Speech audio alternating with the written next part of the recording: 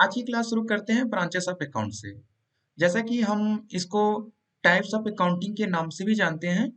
Types of accounting यानी कि accounting कितने प्रकार का होता है आज की क्लासेस में हम देखेंगे। जैसे कि अब समझने वाली बात यह है कि टाइप्स ऑफ अकाउंट का मतलब क्या होता है।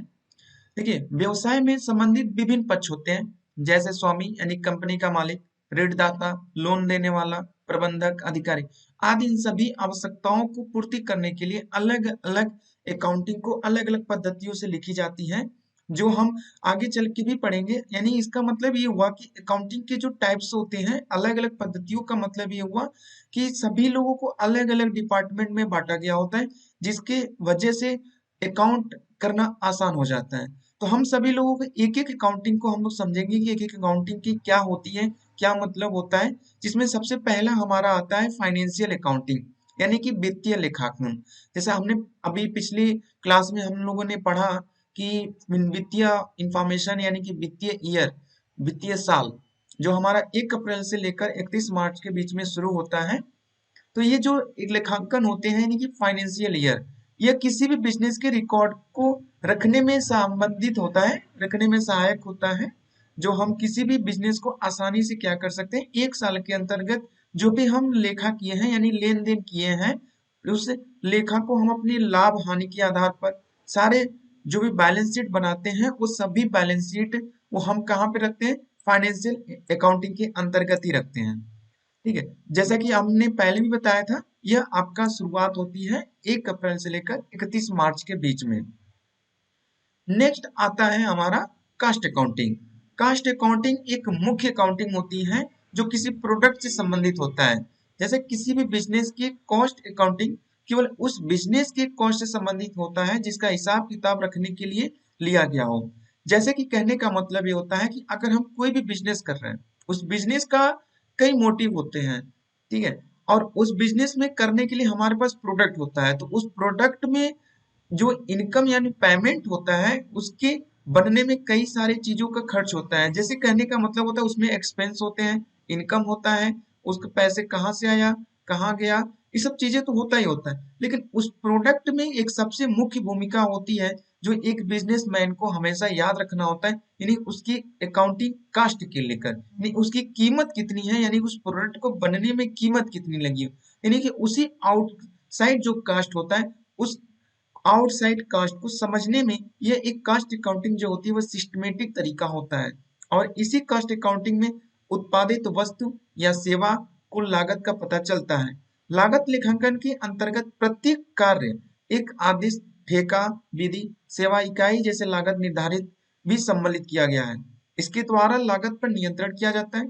ठीक है, जैसा कि कास्ट अकाउंटिंग एक ऐसी प्रणाली होती है जिसके अंतर्गत किसी भी वस्तु या सेवा की कुल लागत तथा प्रति इकाई लागत का एक सटीक अनुमान लगाया जा सकता है। सिंपल सी एक लाइन में अगर मैं आपको बताने की कोशिश करूं, यानी कि जो भी अगर कोई प्रोडक्ट है आपके पास, उस प्रोडक्ट में अगर आप इनकम को हटाकर यानी उसकी लागत कितनी हुई, उस प्रोडक्ट को बनने में लागत कितना है, उस प्रोडक्ट के बारे में हमें पता करना होता है कि उस प्रोडक्ट में हमारा कितना कीमत लगा हुआ है, और जो एक्चुअल जो कीमत होती है वही कास्ट अकाउंटिंग होती है। आगे अब नेक्स्ट हेडिंग पे चलते हैं। नेक्स्ट हेडिंग हमारी आती है मैनेजमेंट अकाउंटिंग, यानी कि व्यवस्थापन। जो एक ये भी एक मुख्य अकाउंटिंग होती है, व्यवस्थापक मैनेजमेंट के लिए। कॉमर्स के अगर स्टूडेंट होते हैं तो उसमें उन लोग का एक सब्जेक्ट होता है मैनेजमेंट अकाउंटिंग। उस मैनेजमेंट अकाउंटिंग का मतलब होता है कि किसी भी बिजनेस को नियोजन करना। नियोजन यानी कि नियोजन जब होता है तो बिजनेस की जो फ्यूचर प्लान होता है उसमें बहुत ही सहायता होती है। यानी कहने का मतलब ये होता है कि मैनेजमेंट अकाउंटिंग वह अकाउंटिंग होती है जो एक मैनेजमेंट करने के लिए, यानी कि उस बिजनेस को अच्छे से चलाने के लिए उसकी फ्यूचर प्लानिंग सही तरीके से हो, जिसकी वजह से हमें मैनेजमेंट करना होता है। जैसा कि देखिए, अकाउंटिंग किसी भी बिजनेस को मैनेजमेंट में आवश्यक सूचना सप्लाई करने में संबंधित होता है। यानी मैनेजमेंट अकाउंटिंग बिजनेस की फ्यूचर प्लान के लिए भी निर्णय में सहायक प्रदान करता है। यानी कि जब भी कोई बिजनेस अगर हम करते हैं तो उस बिजनेस का मेन मोटिव होता है कि हमारा बिजनेस जो है सही सुचारू रूप से आगे चलता रहे, और चलने के साथ साथ वो अच्छा एक इनकम भी दे। और इस इनकम के लिए हमारे पास बहुत सारे एक संबंधित विवरण होते हैं, जैसे analysis, business statement, ratio analysis, budgetary control, standard costing, आपका marginal costing, break point analysis, ये सब सारे चीजें जो होती हैं ये सब बहुत इंपॉर्टेंट रोल होता है। नेक्स्ट बात करते हैं हम लोग अब टैक्स अकाउंटिंग।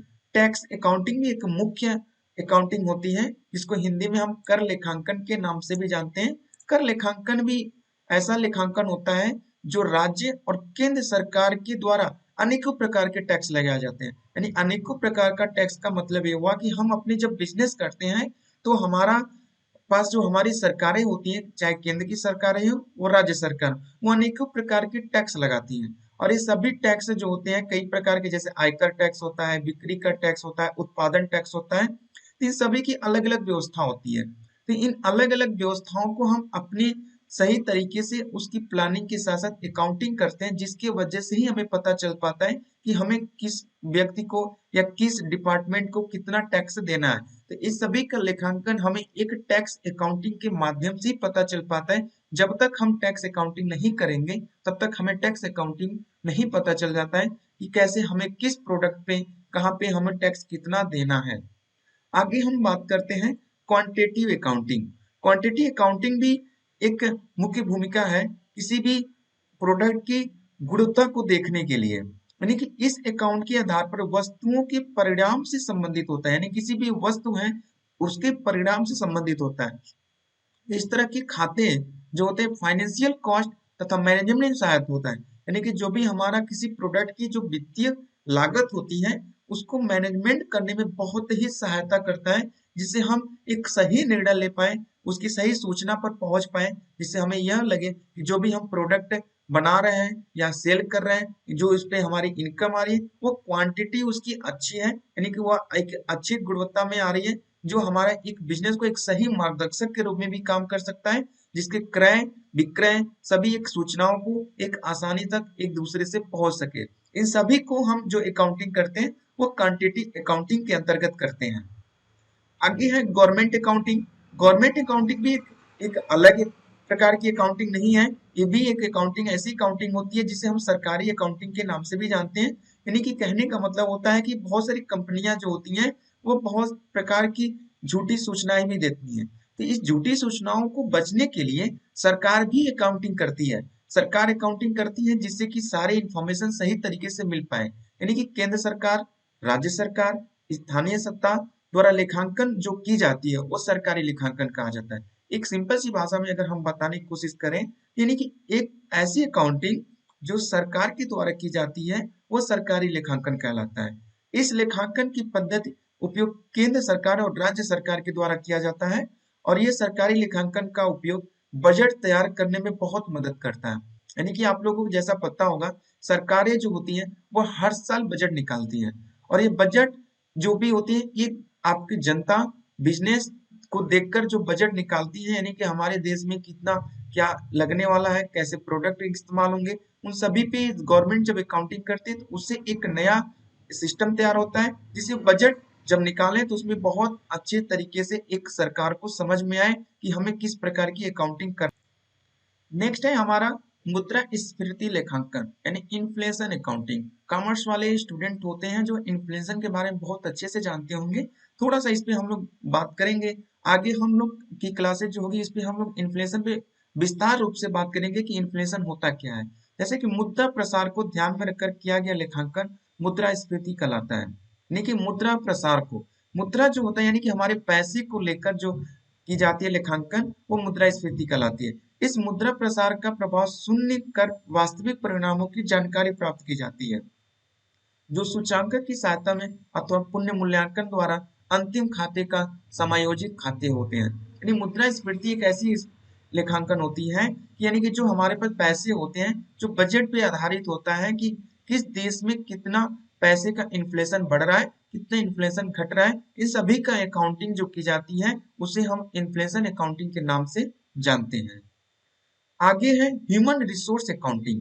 ये भी एक प्रकार की इंपॉर्टेंट अकाउंटिंग होती है जिसको हम मानवीय संसाधन की लागत या मूल्य की माप, मानवीय संसाधन में किए गए विनियोग परिवर्तन के संबंधित लेखांकन मानव संसाधन लेखांकन कहलाता है। इसमें मानव शक्ति का मूल्यांकन लेखों में दर्ज कर वित्तीय परिणाम प्रदर्शित की जाती है। देखिए सरकारें जो होती हैं वो ह्यूमन रिसोर्स अकाउंटिंग करती हैं। ह्यूमन रिसोर्स अकाउंटिंग करने के लिए एक आपका मंत्री भी बैठाती है, जो यह देखती है कि हमारे देश में कौन सी लागत हुई है, उस लागत पे क्या मूल्य किया है, कौन सी चीजें नई योजना बनानी है, क्या हमारे भौतिक जो जरूरतें हैं, इन सभी की अकाउंटिंग करके ही पता चलता है। और इन्हीं प्रकार की अकाउंटिंग को हम मानव संसाधन लेखांकन के नाम से भी जानते हैं।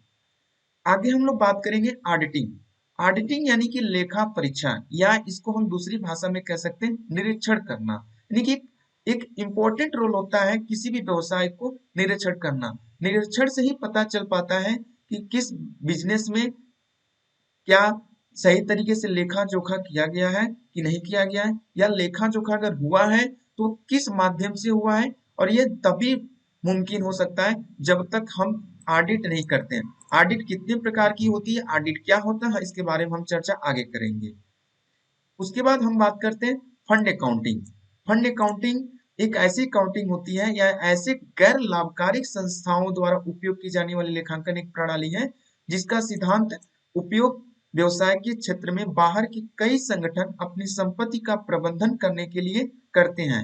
जैसे कहने का एक सिंपल सा एक चीजें बताऊं आपको, तो एक ऐसे फंड अकाउंटिंग का होता है कि जब भी कोई ऐसे धार्मिक चीजें हो या अनाथालय हो या कोई ट्रस्ट हो जो सामाजिक रूप से कोई सेवा करने के लिए फंड लिया हो किसी संस्था से, तो जब सामाजिक सेवा करने के लिए अगर कोई फंड लेता है तो उसकी जो लेखांकन की जाती है, उस लेखांकन को ही हम लोग फंड अकाउंटिंग के नाम से जानते हैं।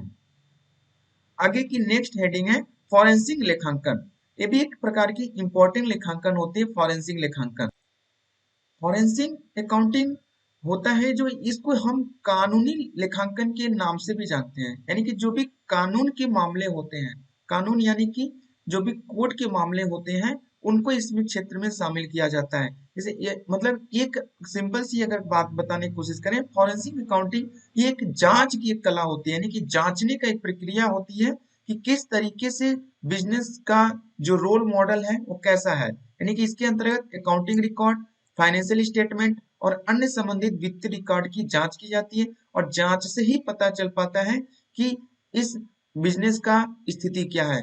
और जब जरूरत पड़े तो हम एक कानूनी समर्थन, एक लीगल सपोर्ट के माध्यम से इसको सुलझाने के भी काम करते हैं। यानी कि इसी के उपयोग से हम एक बिजनेस की सही तरीके से एक सही स्थिति का भी पता कर पाते हैं।